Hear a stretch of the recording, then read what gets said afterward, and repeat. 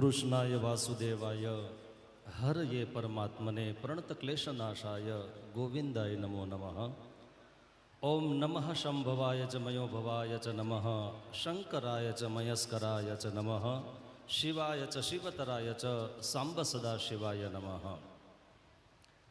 અનવધિકાતિશયા અસંખ્યેય કલ્યાણ ગુણગણનિધે સર્વાંતરાત્મા ભગવાન રામ શ્યામ અને ઘનશ્યામની આ પવિત્ર ભૂમિ એટલે કે તીર્થધામ નાસિક બ્રહ્મચર્ય આશ્રમ શ્રી સ્વામિનારાયણ મંદિર દ્વારા આયોજિત સદગુરુ વંદના મહોત્સવ અંતર્ગત ચાલી રહેલી સપ્તદિનાત્મક શ્રીમદ ભાગવત કથા એમના વ્યાસાસન ઉપર આરૂઢ થઈ વેદવ્યાસજીના સુંદર વિચારો આપ સૌ સુધી પહોંચાડતા અને જેમની વાણીરૂપી સરસ્વતીના માધ્યમથી દેશ અને વિદેશમાં અસંખ્ય મુમુક્ષુ જીવાત્માઓ આધિવ્યાધિની ઉપાધિથી સંતપ્ત થયેલા જીવોને પૂર્ણ શીતળતા અને શાંતિની અનુભૂતિ કરાવનાર એવા વિદ્વાન વક્તા મહોદય એટલે કે પૂજ્ય શાસ્ત્રીજી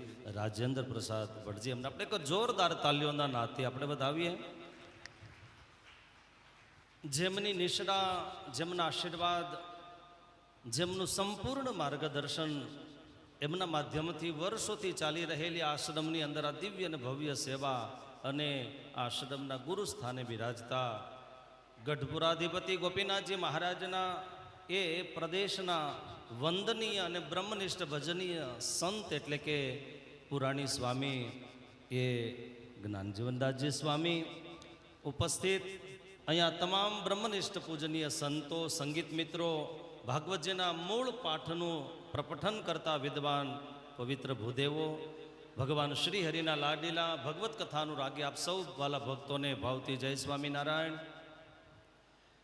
ભવ્ય અને દિવ્ય સદગુરુ વંદના મહોત્સવ અહીંયા ઉજવાઈ રહ્યો છે, પણ અહીંથી વ્યાસપીઠ ઉપરથી પૂજ્ય વક્તાશ્રી જે કથાનું અહીંયા શ્રવણ કરાવી રહ્યા છે, ટૂંકમાં કહેવું હોય તો ભાગવતની કથા એ વિવેચનનો વિષય નથી, માત્ર ને માત્ર વંદનનો વિષય છે.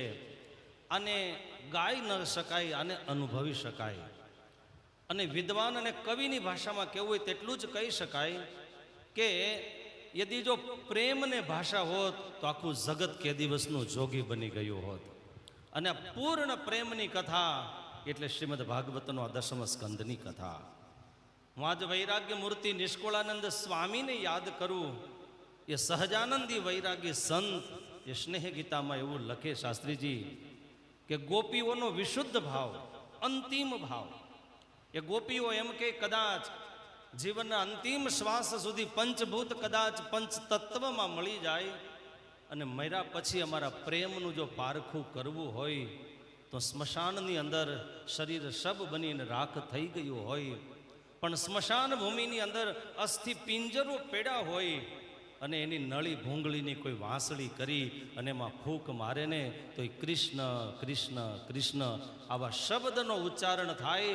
આવી ભગવાનને પૂર્ણતયા પામેલું કોઈ પરમ તત્વ હોય તો એ વ્રજની વ્રજાંગના ગોપીઓ હતી. આ વિશુદ્ધ પ્રેમની કથા છે. અને ત્યારે એ ભગવાન નંદ નંદન, યશોદા નંદન, ભગવાન શ્રી હરિ માટે આવો વિશુદ્ધ પ્રેમ પ્રાપ્ત કરવાની કથા એટલે શ્રીમદ ભાગવતજીની કથા છે.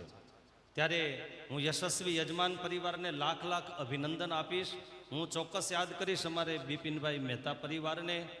એ પૂજ્ય સ્વામી સાથે, પૂજ્ય માધવ સ્વામી સાથે જેમનો આત્મીયતાનો નાતો છે. હું ન ભૂલતો હોય તો લગભગ 8 થી 10 જેટલી જેમની પોથીઓ પણ આ સંહિતાની અંદર વિદ્વાનો પાઠ કરી રહ્યા છે. આપ સાધુ સાથે જોડાયેલા છો.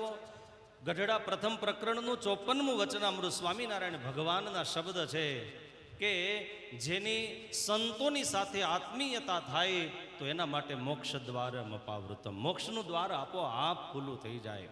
અને એવી આ ભવ્ય અને દિવ્ય કથા છે. સદગુરુ વંદના મહોત્સવ ઉજવાઈ રહ્યો છે. પૂજ્ય માધવ સ્વામી માટે પણ લાખ લાખ અભિનંદન આપું, કારણ એનું કરેલું આ કાર્ય, એમનું આ માર્ગદર્શન, એમના માધ્યમથી ઉજવાતો મહોત્સવ એ કદાચ વર્ણન ન કરતા વંદન કરી લઉં એ મને શ્રેષ્ઠ લાગશે. અને એમાંય સદગુરુ વંદના મહોત્સવ, જ્યારે સદગુરુ માટે હૃદયનો વિશુદ્ધ ભાવ રૂપે આવો સુંદર મજાનો ભવ્ય જ્યારે મહોત્સવ ઉજવાઈ રહ્યો છે, ત્યારે એટલું ચોક્કસ કહીશ કે આ ભાગવતની કથા કદાચ આવતીકાલે વિરામ લેશે, પરંતુ આ કથામાંથી ભગવાન પ્રત્યે આપણને વિશુદ્ધ પ્રેમ અને ભાવ એ ગોપીઓનો જેવો પ્રગટે, અને એ ભગવાન પણ કેવા ભક્તો, કદાચ બે જ ભગવાનના નામને કેવા હોય તો કહી શકાય કે આ જગતમાં શાસ્ત્રીજી કારણ વગર કોઈ કૃપા કરતું હોય તો એ કનૈયા સિવાય બીજું કોઈ નથી. અને આ જીવ માટે હેતુ વગર જો કોઈ હેત કરતું હોય તો એ પણ હરિ છે મારો.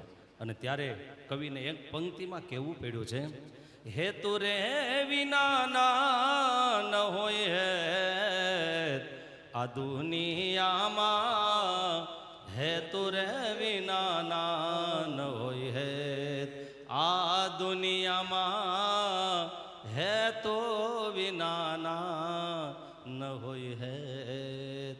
ઠાકોરજીના ચરણમાં પ્રાર્થના કરીએ કે ઠાકોરજી અંતિમ શ્વાસ સુધી આપનો જે વિશુદ્ધ પ્રેમ છે એ અમારા જીવનમાં અંતિમ શ્વાસ સુધી વણાયેલો રહે, એવી ઠાકોરના ચરણમાં પ્રાર્થના કરું. યશસ્વી યજમાન પરિવાર માટે લાખ લાખ અભિનંદન આપું.